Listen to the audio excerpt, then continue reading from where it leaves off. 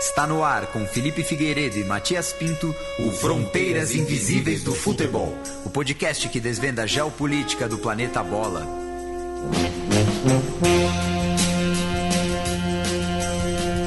Boa alvorada, ouvintes da Central 3. Depois de alguns meses aí de licença, estamos de volta com Fronteiras Invisíveis do Futebol, o podcast em parceria da casa com o Xadrez Verbal, que trata de futebol e geopolítica. Como estamos, Felipe? E aí, meu caro Matias, fazia tempo, né, que não gravávamos o programa. Felizmente, ou infelizmente, muita gente sentiu nossa falta.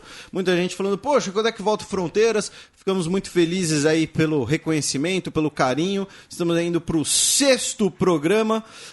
Por conta disso, talvez novamente, felizmente, tivemos muitos recados aí no último mês. Muita gente para citar. Então vou aqui só pincelar um comentário, você também tem outro para citar. O meu é um tweet da Beatriz Duarte Baeta, que disse sobre o Fronteiras Invisíveis do Futebol. Que podcast e nem gosto de futebol. E isso é o mais interessante, né? O Fronteiras Invisíveis do Futebol, obviamente, ele muitas vezes vai seduzir muito quem gosta de futebol. Porém, o futebol aqui é um fio condutor para aprendermos sobre história, sobre política, sobre geopolítica. E você, meu caro Matias, você tem um comentário aí também? Eu tenho, é do Taiguara, ouvinte nosso. O cantor, não é o cantor, mas ele fala de música. Falou que eu finalmente larguei a música eletrônica e o rap para indicar alguma coisa legal. Isso em referência ao último programa. Falando em Taiguara cantor, você tinha uma recomendação da Central 3? Tem recomendação aí para os ouvintes da Central 3. É um programa similar ao nosso, que usa a música brasileira como um fio condutor para falar de outros temas. Então, ouçam o Travessia, apresentado por Fernando Vives e Caio Quero. Então beleza. Então, qual será o nosso tema de hoje, meu caro Matias? É um tema que você escolheu. É um tema que eu escolhi, que eu sou particularmente muito ligado a esse país. Não conheço pessoalmente, mas a história desse país é muito similar à nossa. Então, eu acho que é interessante a gente tratar desse tema hoje, que é Colômbia. Então, até porque, né, para quem acompanha o Xadrez Verbal em todas as mídias, nós estamos agora no começo de 2016, na fase aí de implementação do acordo de paz entre o governo colombiano e as Farc, encerrando aí um conflito basicamente de 50 anos. E hoje você vai entender a origem e o porquê desse conflito e, claro, com muito futebol. Então, para contextualizar tudo, vamos chamar o quadro historiográfico. A história.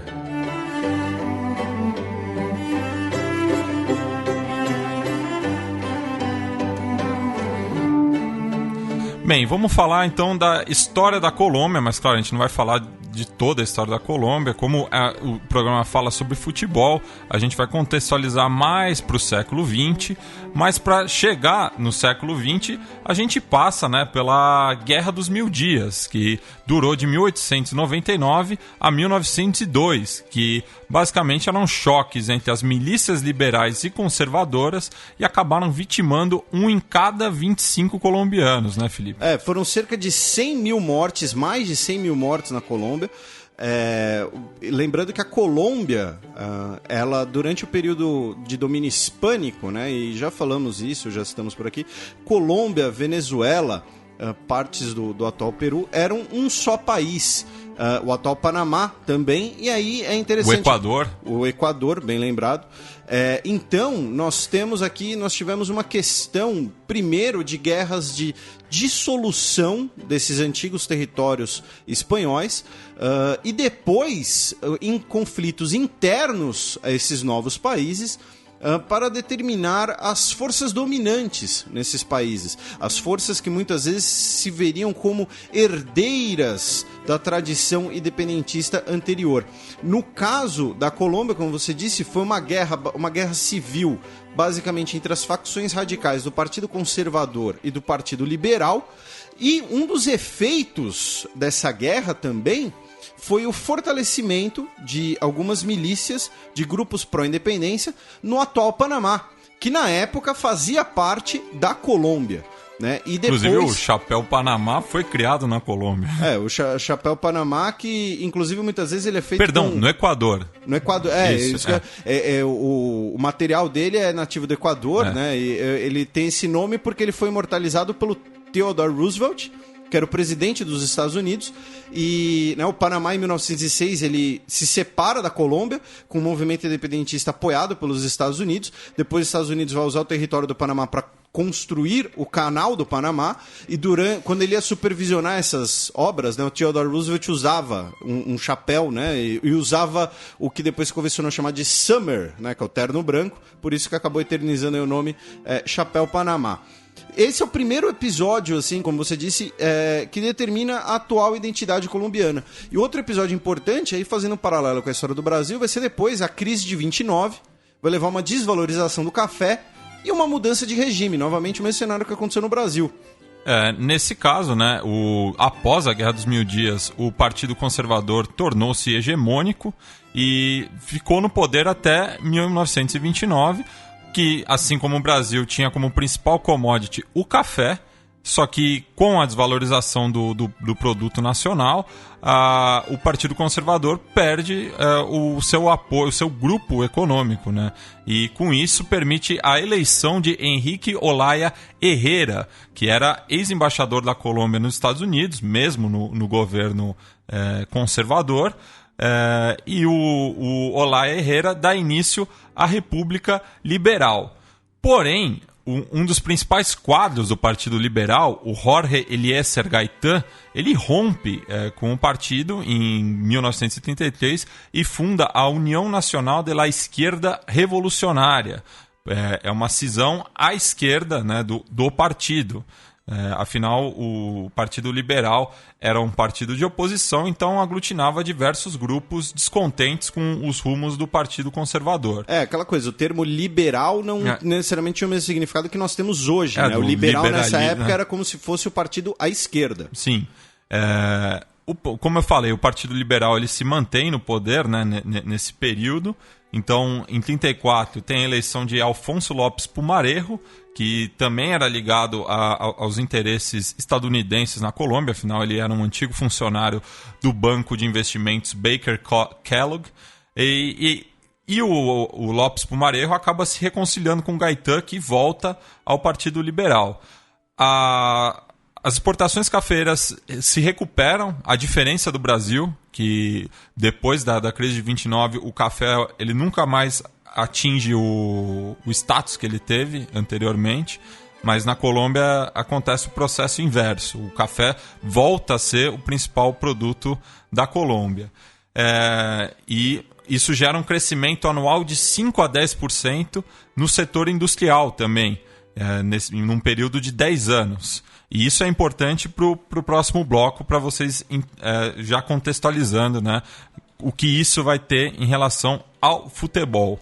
Em 1938 é eleito Eduardo Santos, e é importante eu citar esse nome porque ele é tio-avô do atual presidente da Colômbia, o Juan Manuel Santos. O Santos se mantém no poder, o López volta ao poder, não existia a reeleição, né, era um mandato único, mas o López, já que o Partido Liberal consegue recolocar a Colômbia nos eixos após a crise de 29, o López volta ao poder. Só que ele acaba enfrentando diversos escândalos ligados à corrupção sistêmica do Partido Liberal. E com isso também gera conflitos com os sindicatos. Então o Gaitán, que era o seu ministro do Trabalho e era muito ligado aos sindicatos, ele acaba abandonando o ministério e novamente abandona o Partido Liberal. Mas ainda no segundo mandato do López, são criadas duas entidades importantes para a economia colombiana, que é a Associação Nacional de Empresários, a ANDE, isso em 1944, e a Federação Nacional de Produtores de Café, a FEDECAFE, em 1945. Nas próximas eleições, o Gaitán se apresenta como um candidato independente. Com isso, o voto liberal é dividido e permite a eleição do conservador Mariano Ospina Pérez. O ano é 1946. A ala extremista do Partido Conservador, acaba ampliando a sua influência sob a liderança carismática de Laureano Gomes, que vai ser um nome importante para a década seguinte. Em 1948, Bogotá é escolhida para sediar o 9º Congresso Pan-Americano. E nesse mês, o Gaitán acaba sendo assassinado por um mercenário chamado Juan Roa Sierra na saída do seu escritório, desencadeando o Bogotaço, que é uma revolta popular que se expande da capital para as demais cidades da Colômbia, já que o Gaitán era uma liderança muito popular, ele era muito querido. Inclusive, historiadores acreditam que ele foi o principal personagem da história da Colômbia na primeira metade do século XX, por ser uma figura muito forte, por ser uma persona muito querida pelos colombianos. O Bogotaço ele vai levar a um período e daí existe uma discussão na historiografia colombiana, chamado de La Violência. Tem historiadores que acreditam que esse período segue até os dias de hoje, que nunca foi uma etapa superada na história colombiana. Outros acreditam que ele foi... Ele acabou na década de 60, porque daí cria-se uma outra configuração historiográfica. Enfim, no período da violência, cresce em importância um grupo chamado Chulavista, que eram membros de um regimento na cidade de Chulava, em Boyacá, que é um estado próximo ali de Bogotá, ocupam a capital e expandem sua Guerra Santa para libertar o país de ateus, comunistas, liberais e maçons. E eles expandem essa guerra justamente para o eixo cafeeiro, que era o que impulsionava a economia colombiana. Então falei já de Boyacá, mas também Tolima, o Vale del Cauca, que é onde fica Cali, e Viejo Caldas, que é onde fica Manizales.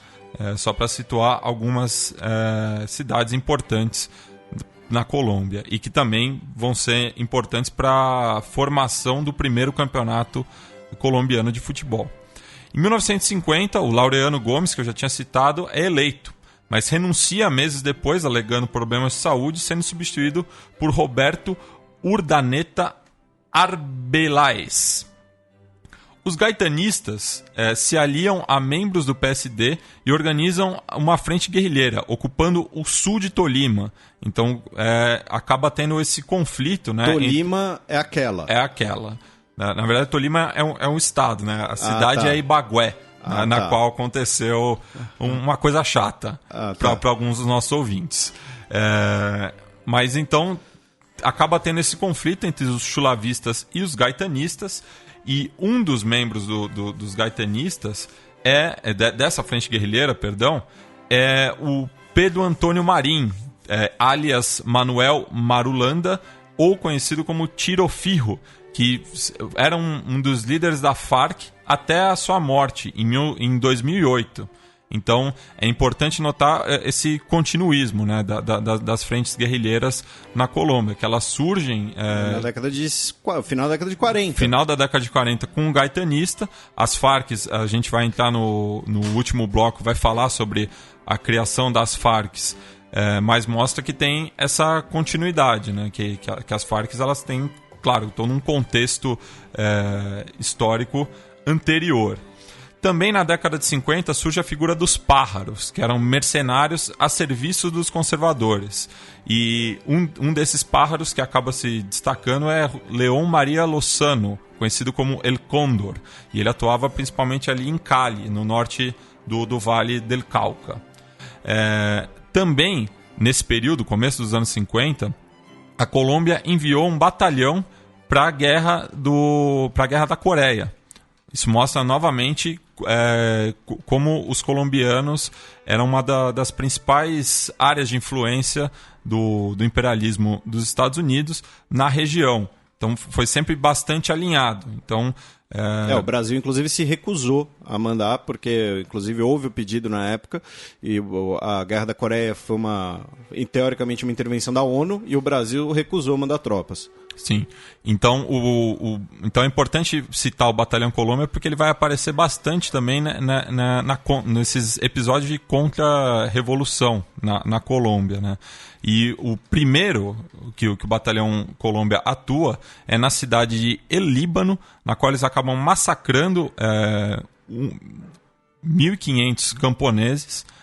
E essa cidade fica em Tolima, onde estava se desenvolvendo, como eu falei anteriormente, esse foco guerrilheiro.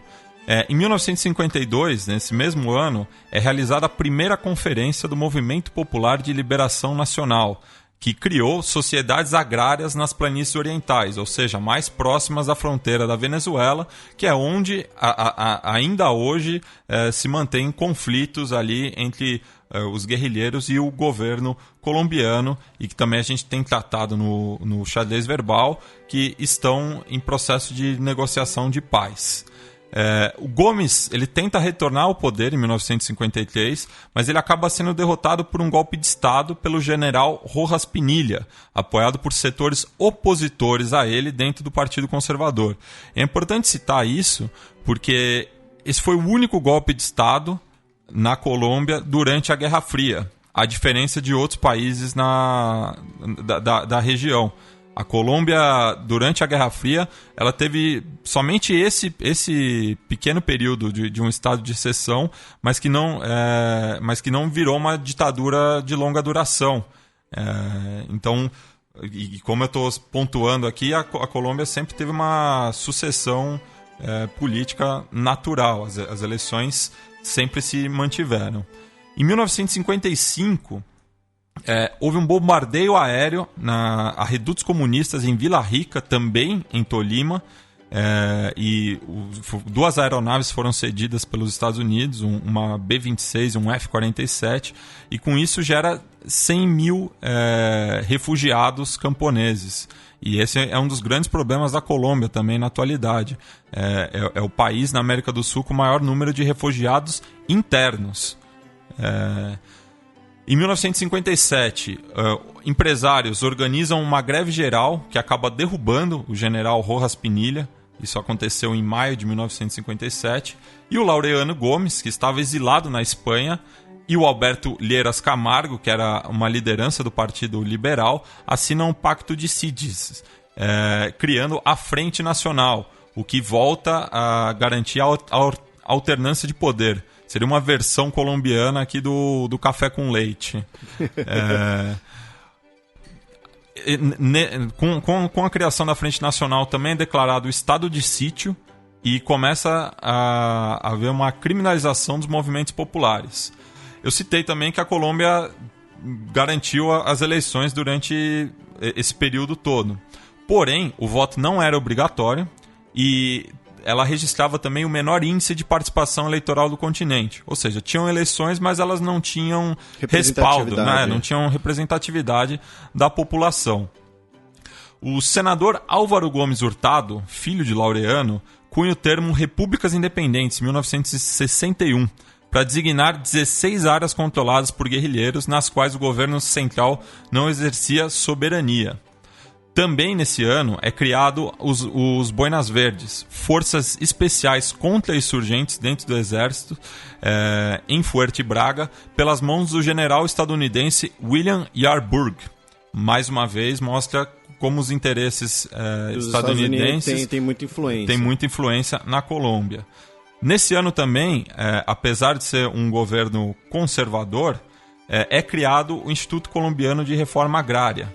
Em 1962, a Colômbia também participa da Aliança para o Progresso, que foi, no período, foi um acontecimento... Era um mecanismo de política externa dos Estados Unidos, né, para evitar uma nova Revolução Cubana. Então, para você evitar uma nova Revolução Cubana, você vai financiar governos na América do Sul, você vai financiar reformas sociais para evitar que os movimentos camponeses, você diminuir a pobreza para que os pobres não façam uma revolução.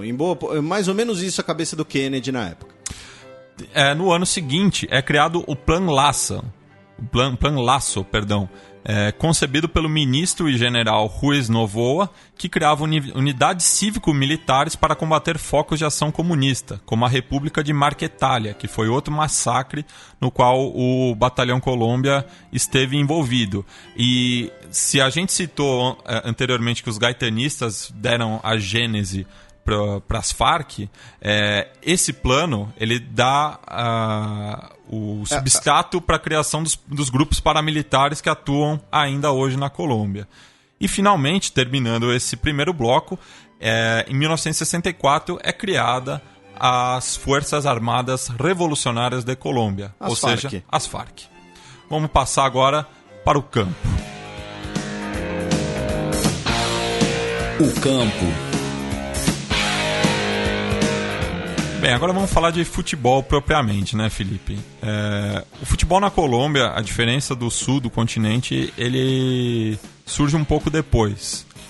Afinal, ali na região do Caribe, os esportes mais populares eram o basquete e principalmente o beisebol, né? Que aí fica essa questão, né, de, como você mencionou, no sul do continente, quando a gente pensa em Argentina, em Uruguai, nós tivemos uma grande influência dos operários ingleses. No caso da Colômbia, né, essas grandes obras, esse grande intercâmbio comercial não foi com a Inglaterra, foi com os Estados Unidos. Então isso explica, né, esse bloco histórico, né, que você várias vezes mencionou, a influência dos Estados Unidos, explicita por que o futebol colombiano nasceu tarde, digamos assim. Então, só citando alguns dos clubes que se mantêm em atividade que surgiram, né, nas primeiras décadas do século passado. Em 1912 é fundado o Cali Football Club, que é o atual Deportivo Cali. No ano seguinte é fundado o Medellín Football Club, desculpa, daí já é uma pronúncia mais criolla, que é o atual Deportivo Independiente Medellín, que a partir de agora eu vou chamar de DIN, para facilitar. E em 1923, ou seja, só na década seguinte, é fundado o Juventud, que é o atual Atlético Júnior de Barranquilla. Esse Deportivo Cali é aquele que disputa a final da Libertadores de 99? Esse mesmo. Qual time ganhou a Libertadores de 99? A minha memória falhou agora. Um abraço pro pessoal da comunidade Karsug Mania, que eles perdoem meu clubismo. Mas... E o primeiro jogo da seleção colombiana? Então, o primeiro jogo da seleção colombiana só vai ser realizado em 1938, quando os mexicanos derrotam os colombianos por 3-1, em partida válida pelos quartos Juegos Centro-Americanos e del Caribe, realizados na cidade do Panamá. Ou seja, você já tinha nós estávamos nas vésperas da terceira Copa do Mundo, né? E a Colômbia ainda não tinha realizado um jogo oficial como nação, né? Isso explicita bem o futebol tardio na Colômbia. Outro dado que corrobora isso é que a primeira participação da Colômbia no Campeonato Sul-Americano, que é a atual Copa América, só foi em 1945, na edição realizada no Chile. Sendo que o Campeonato Sul-Americano era realizado desde 1916. Esse ano completa 100 anos.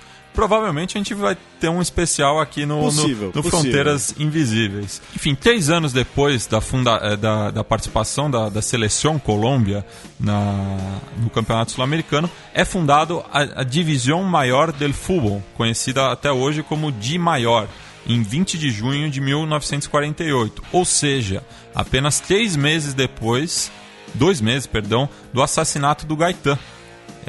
E a Di Maior foi fundada em Barranquilla. E na sua primeira reunião tinham 10 clubes representando 6 cidades. O primeiro campeonato, em 1948, foi conquistado pelo Santa Fé, que representava os liberais, enquanto que o seu rival citadino, o Millonarios, representava os conservadores. E é um clássico que mostra um pouco essa divisão política até hoje, né? Sim. Então, novamente, esse é o mote do programa, né? Mostrar como o futebol revela aí essa questão de história e da divisão.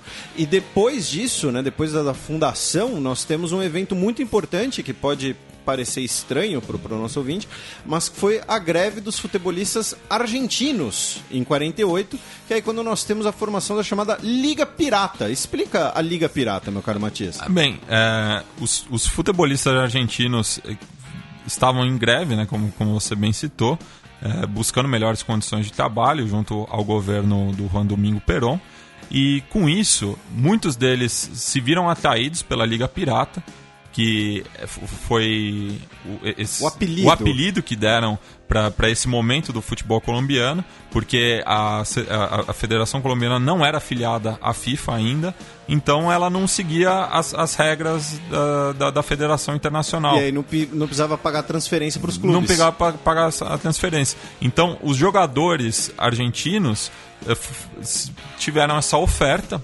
principalmente jogadores argentinos, mas de outros países também, tiveram essa oferta do futebol colombiano, que, como eu citei anteriormente, por conta da volta da alta do café e do crescimento do setor industrial, tinha a condição de pagar muito melhor do que os clubes argentinos. Então, a gente tem aí um verdadeiro êxodo de talentos para a Colômbia, no qual eu vou citar apenas alguns, só para contextualizar também. O Adolfo Pedernera, que fez parte de um dos melhores times da história do River Plate, conhecido como La Máquina, atacante, que foi para o Milionários e se tornou treinador também do clube. O Alfredo Di Stéfano, seu companheiro de clube também no River Plate. Que é um dos maiores jogadores de todos os tempos. Muitos consideram até como o melhor jogador argentino da história. Ele só teve o azar de não ter jogado nenhuma Copa do Mundo pela seleção albiceleste. O Antônio Sacco, atacante uruguaio, o Uruguai também estava em greve nesse período, então é importante frisar, que foi para o Cúcuta, depois jogou no DIN e no Santa Fé. E teve vários jogadores uruguaios que foram para o Cúcuta. O Cúcuta criou uma verdadeira seleção uruguaia. E no caso brasileiro, acho que o maior nome é o Heleno de Freitas, né? Que é considerado um dos maiores nomes da história do Botafogo. Sim, e também o Tim, né? O Elba de Pada Lima, e que depois dessa experiência colombiana ele fez larga carreira no futebol sul-americano, sendo inclusive treinador campeão pelo São Lourenço. E um caso curioso também, que eu acho que não dá para passar batido, é o goleiro Victor Crisconoas Viatutas. Esse sobrenome te lembra o quê, Felipe? Lituânia. Lituânia. Então, um goleiro lituano foi campeão colombiano em 1950, defendendo o Deportes Caldas, que depois vai virar o Once Caldas. Aquele que fez uma fusão com o Deportivo Once. Que tem uma grande tradição de péssimos goleiros que vão jogar no Santos, inclusive. No caso lituano aqui não foi parar no Santos. Eu não sei, eu não vi jogar, não lembro. Mas também tiveram jogadores peruanos que foram pro futebol colombiano, outros uruguaios, inclusive campeões mundiais, como o Schubert Gambetta, que também foi pro Cúcuta Deportivo. Enfim, esse período, o Eldorado, como também ficou conhecido, ele durou de 1949 a 1953. E o Milionários foi campeão 4 vezes nesse período. Inclusive o Pedernera era o treinador. Ele era jogador e treinador do conjunto azul de Bogotá. Em 1951, em Lima, é criado um pacto entre a Federação Colombiana e a FIFA. Então a FIFA filia a Federação Colombiana e dá um limite para os jogadores contratados pela Liga Pirata retornarem aos seus países. Só que o Di Stéfano ele acaba saindo da Colômbia, indo para o Real Madrid em 1953. Então muitos consideram que com a saída do Di Stéfano seja o marco do fim do Eldorado colombiano. Voltando para a Seleção Colômbia, ela participa do Campeonato Mundial, que depois vai ser conhecida também como Copa do Mundo, não nessa época ainda, apenas em 1962, na edição do Chile, no qual ela surpreendentemente eliminou a seleção peruana, que era aguardada para jogar em Arica, ali na fronteira com o Chile, só que acabou frustrando os planos organizadores, que em vez de ter uma garantia de público com diversos peruanos, teve que se contentar com a Colômbia, que naquela altura ainda não movia multidões. Ela foi eliminada na fase de grupos, mas teve um resultado destacado, que foi um empate em 4-4 com a União Soviética, que vestia a camisa CCCP e que virou o mote "Com Colômbia, casi perdimos". Já na década seguinte, no 39º Congresso da FIFA, a Colômbia é escolhida para sediar a Copa do Mundo de 1986. Mas aí você para e se pergunta, a Colômbia sediou a Copa de 1986, Felipe? Não, quem sediou a Copa de 86 foi o México. Foi o México. Foi o México, para quem não lembra, para quem não liga uma coisa a outra, a Copa de 86, inclusive, foi quando o pênalti bateu na trave nas costas do goleiro brasileiro e entrou. O goleiro era o Carlos da Ponte Preta. Enfim, a Colômbia não sediou a Copa de 1986 porque, mais uma vez, o governo colombiano, nesse caso, entrou em conflito com a FIFA e não atendeu às exigências do padrão FIFA. Depois a gente até vai linkar um texto do Maurício Brum, no Saudoso Impedimento, explicando melhor essa história. Mas a Colômbia, por fim, não sediou a Copa do Mundo de 86 e até ela desistiu de sediar alguns dias depois que o Gabriel Garcia Marques foi condecorado com o Prêmio Nobel de Literatura. Então, o presidente, na época, o Belisário Bettencourt, até deu uma declaração populista, né? Ele falou que Garcia Marques compensa totalmente o que perdemos em vitrine com o Mundial de Futebol. Não sei se a população colombiana concorda, mas enfim.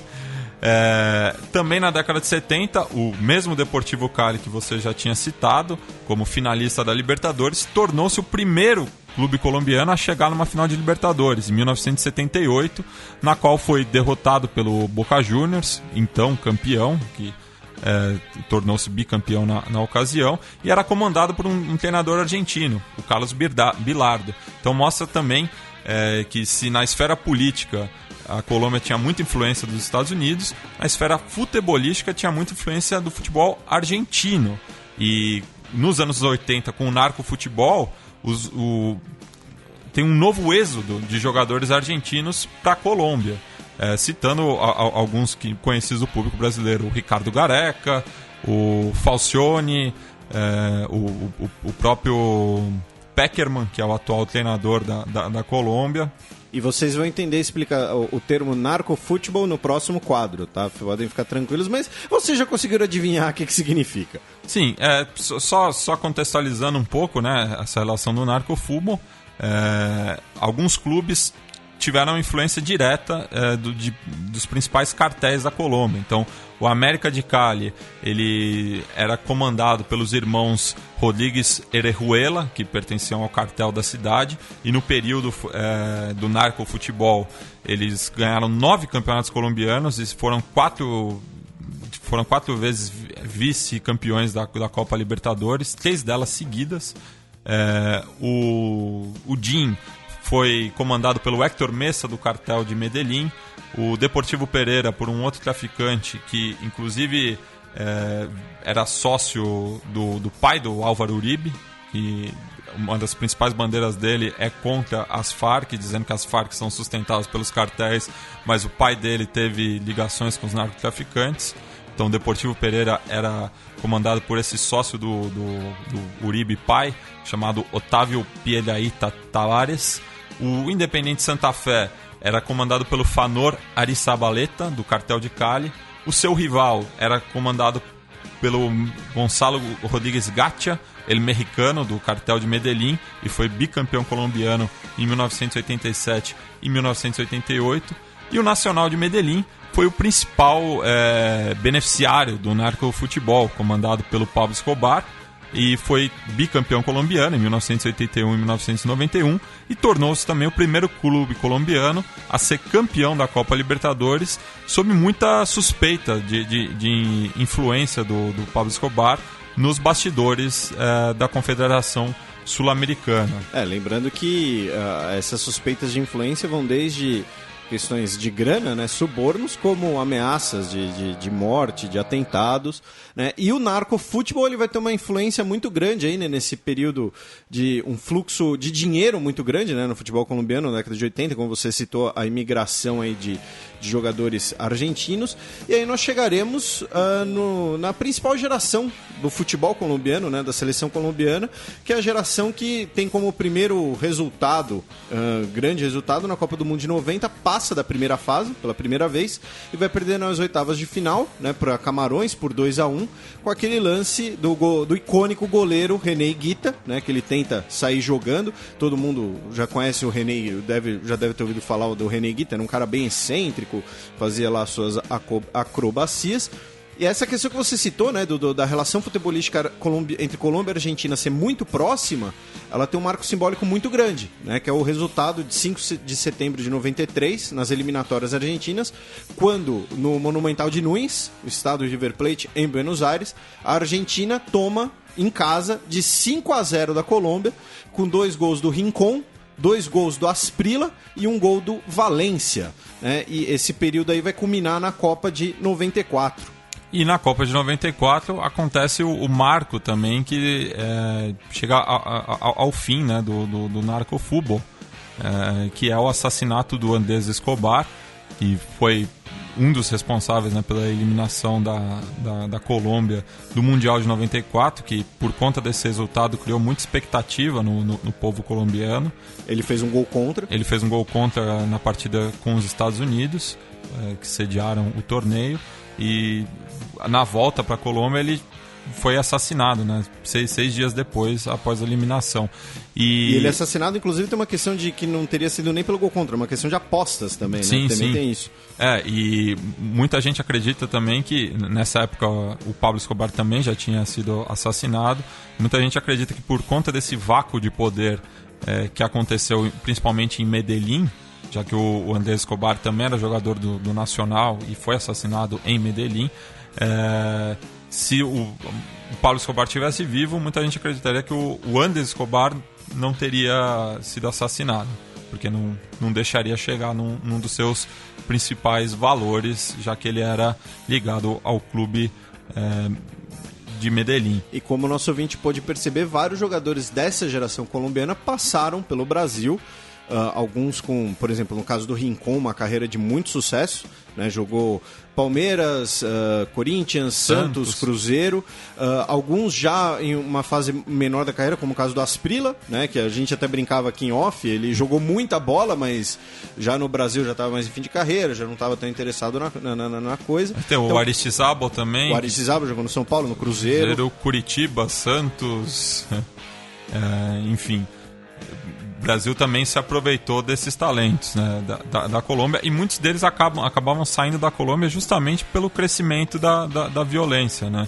Porque é importante frisar que nesse período do narcofutebol, claro, eram contratados muitos jogadores estrangeiros, mas a maioria dos talentos eram criados na Colômbia. Por isso que a seleção colombiana consegue desempenhar um bom papel, né, e classifica para 3 Copas do Mundo na sequência, 90, 94 e 98. E essa é conhecida, se o primeiro período é o El Dorado, essa é conhecida como a Generación Dorada, né? E até hoje se discute na Colômbia qual que foi mais importante, se é a atual ou essa do começo dos anos 90.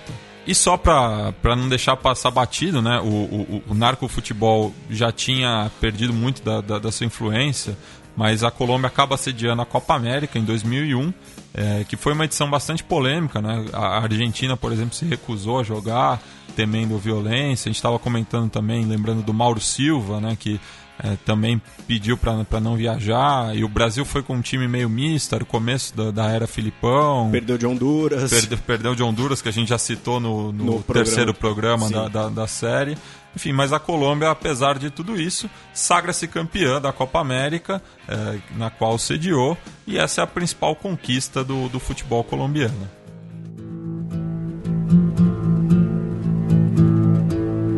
O mapa.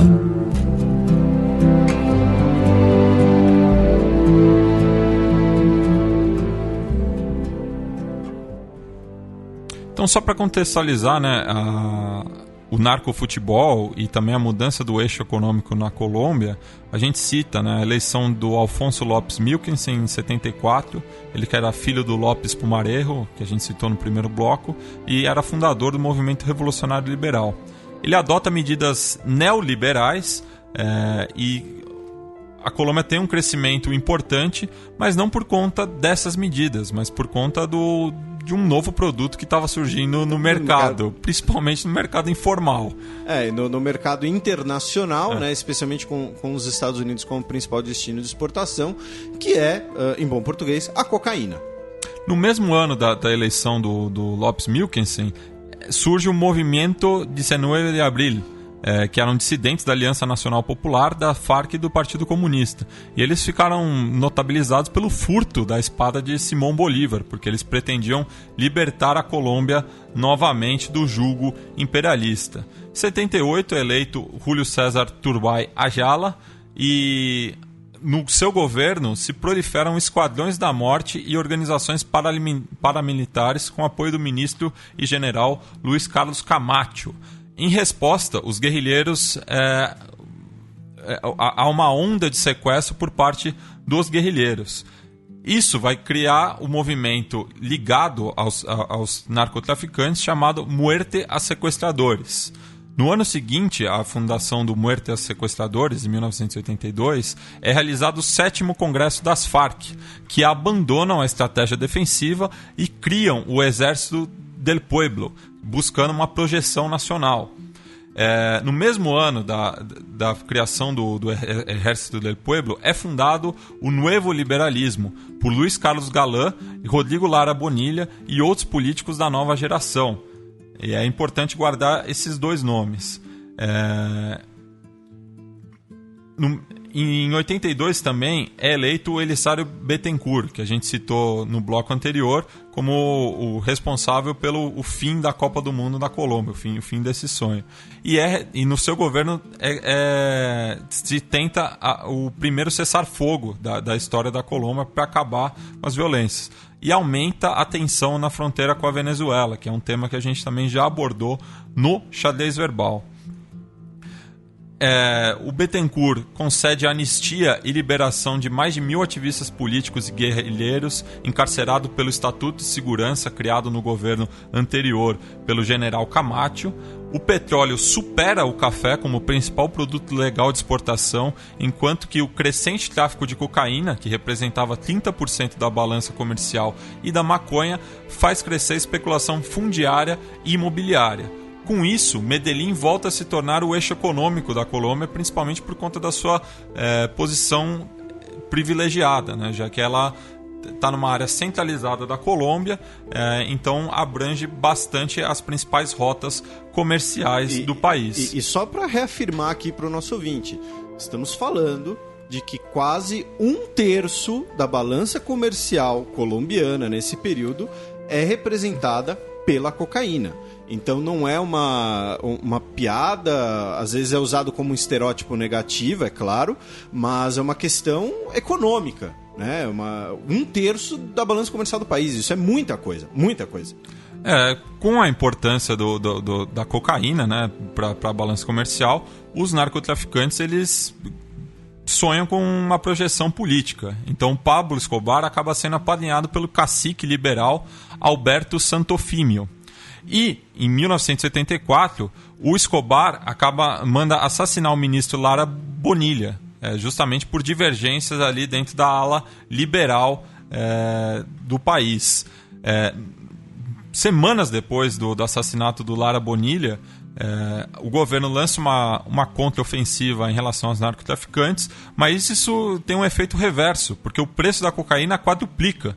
Então os rendimentos dos cartéis aumentam em uma medida impensada. No mesmo ano do assassinato do Lara Bonilla, o embaixador estadunidense Lewis Thames cria o termo narcoguerrilha, mas ele acaba designando principalmente os grupos à esquerda, né? Não necessariamente os cartéis. As Farc dobram o número de frentes, passando de 14 para 28, e criam também a União Patriota, um partido de representação legal da facção. O M-19 ataca o Palácio de Justiça em novembro de 1985, e no ano seguinte, 500 militantes da UP, incluindo o candidato a presidente Jaime Pardo Leal, são assassinados em 2 anos da fundação do partido. No mesmo ano do assassinato do Jaime Pardo Leal, é eleito o Virgílio Barco e aumenta a pressão de Washington para a extradição dos narcotraficantes. 3 anos depois, acontece o massacre de La Rochela, no qual sicários, que são o substituto dos pájaros que eu citei no primeiro bloco, a mano de Gonzalo Rodrigues Gatia, assassinam 9 investigadores judiciais que trabalhavam no caso de organizações paramilitares que atuavam no estado de Madalena Médio.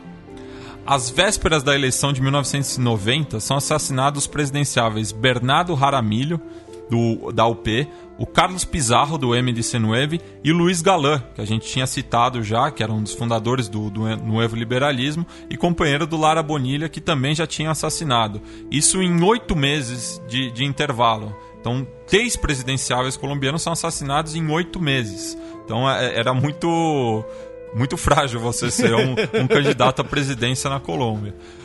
O assassinato do Luiz Galan gerou uma comoção no país que só foi vista com o Gaitán, não confundiu os sobrenomes. O Galan e o Gaitán geraram uma onda de comoção no país, que no caso do assassinato do Galan não houve uma resposta violenta, mas houve uma resposta nas urnas, já que o César Gaviria, que era o seu chefe de campanha, foi eleito, e ele convocou uma Assembleia Constituinte. No primeiro ano de governo do Gaviria, Medellín registrou uma taxa de 325 homicídios para cada 100 mil habitantes. Isso é maior do que qualquer zona de guerra no mundo. Pablo Escobar se rende ao negociar a não extradição na nova Constituição e se instala numa prisão de luxo, conhecida como La Catedral, construída com seus próprios recursos. Ele temia ser extraditado para os Estados Unidos, né? Só para deixar claro, até porque o tráfico internacional de drogas permite isso por convenção internacional. E o Pablo Escobar, que estava enfrentando cada vez mais pressões dentro do próprio cartel, ele acaba fugindo do cárcere em setembro de 1992 e é atingido um ano depois por um disparo no coração após ser encurralado por grupos de busca, marcando assim o fim desta etapa de violência, né? E do narcofutebol, né? Também. Então, é isso, Felipe. O programa de hoje ele acabou ficando um pouquinho mais longo, mas como o nosso ouvinte pôde notar, porque tem bastante informação, a gente cobriu basicamente mais de 100 anos, quase 100 anos, né, de história colombiana. E sobre esse tema, eu queria dar 2 dicas culturais antes de você partir para os encerramentos, meu caro Matias, que é o documentário da ESPN, A História de Dois Escobar, que faz um paralelo justamente entre o Andrés e o Pablo. E a segunda, uma dica que muita gente deve conhecer, lembrando que, né, no caso aí é uma série de ficção, não é um documentário, né, mas a série Narcos, né, com Wagner Moura como Pablo Escobar, que inclusive foi recentemente indicado ao Grammy e tal. Teve aquela polêmica do sotaque dele, né, que ele não... Ao Emmy, ele não é cantor. Ao Emmy, desculpa. Emmy, Grammy, tudo igual. É tudo que não é o Oscar. Né? Mas, brincadeiras à parte, são essas minhas 2 dicas aí para os nossos ouvintes. Eu indico, já indiquei o texto do Maurício Bruno no Impedimento. E tudo isso estará linkado embaixo do post no Xadrez Verbal. O contraponto que o Henrique Sanches fez no Xadrez Verbal, a série Narcos, muito importante também. Sim. Eu indico o livro da coleção da Unesp, Revoluções do Século XX, a Revolução Colombiana, do Forrest Hilton, que foi uma das principais fontes de pesquisa para esse episódio, então vale a pena conhecer. E ele é um historiador estadunidense, então ele faz bastante esse paralelo entre o que acontecia na Colômbia e nos Estados Unidos concomitantemente. E para encerrar esse programa com uma música, eu indico, a gente vai fechar com El Guerreiro, do Yuri Buenaventura, que já tocou no Xadrez Verbal também, com outra canção. E o Yuri Buenaventura, ele faz a música de abertura da série El Patrón del Mal, que é a novela colombiana sobre o Pablo Escobar, é de autoria dele também. Então a gente vai encerrar com ele. Eu queria também deixar um abraço para os meus amigos colombianos dos coletivos El Escorpión, o Fútbol Subverso e da banda Tres de Corazón. Então... É impressionante como sua rede de contatos ela se espalha por toda a vizinhança. Então, um saludo aí para os meus parceiros. E lembrando para todos os nossos ouvintes que todos os programas do Fronteiras Invisíveis são acompanhados de um dossiê visual no site do Xadrez Verbal, xadrezverbal.com, em que a gente coloca algumas referências visuais, mapas, fotos, escudos dos clubes, para ajudar aí a compreender a história, já que a gente dá muita referência, muita informação, então fica o caso aí de você ver lá também. E nós temos um anúncio especial de enquete, né, meu caro Matias? Sim. Elabora. Bom, vamos lá.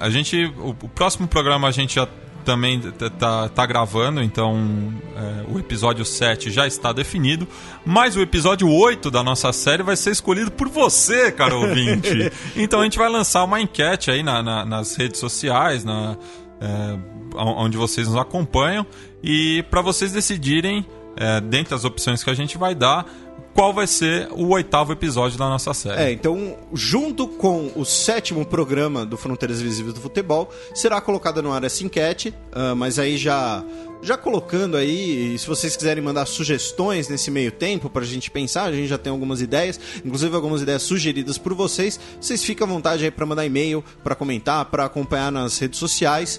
E, bem, eu vou ficando por aqui. Mandar um abraço para todo mundo que nos ouve novamente, mandar um abraço para todo mundo que ficou com saudade do programa aí nesse meio tempo. Espero que esse programa tenha matado um pouco a saudade e até a próxima. Então a gente vai fechar aí com a música El Guerreiro, uma homenagem do Yuri Buenaventura ao Luiz Carlos Galán, que é considerado por muitos colombianos como o maior político do século XX.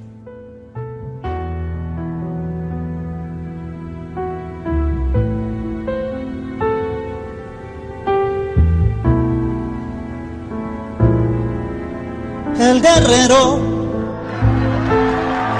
levantó su mano señalando hacia el infinito. El guerrero dice que estas lágrimas son la risa del mañana que me espera. El guerrero, cabalgando entre las nubes, me ha enseñado que estos prismas terrenales no son nada comparado con mi pueblo, que desde sus entrañas se libera. El guerrero sin miedo fue buscando hermandad, buscando fortaleza con el alma limpia, con la sonrisa plena. El guerrero levantó su mano señalando hacia el infinito. El guerrero dice que estas lágrimas son la risa del mañana que me espera. El guerrero, cabalgando entre las nubes, me ha enseñado que estos prismas terrenales no son nada comparado con mi pueblo, que desde sus entrañas se libera. Estamos cambiando la conciencia del pueblo colombiano como lo necesita y lo requiere para progresar en verdad, para adquirir dignidad, para adquirir plena conciencia de sus derechos, para no ser una nación marginal, secundaria, para que no le vuelva a dar vergüenza a ningún colombiano al presentar el pasaporte de su patria.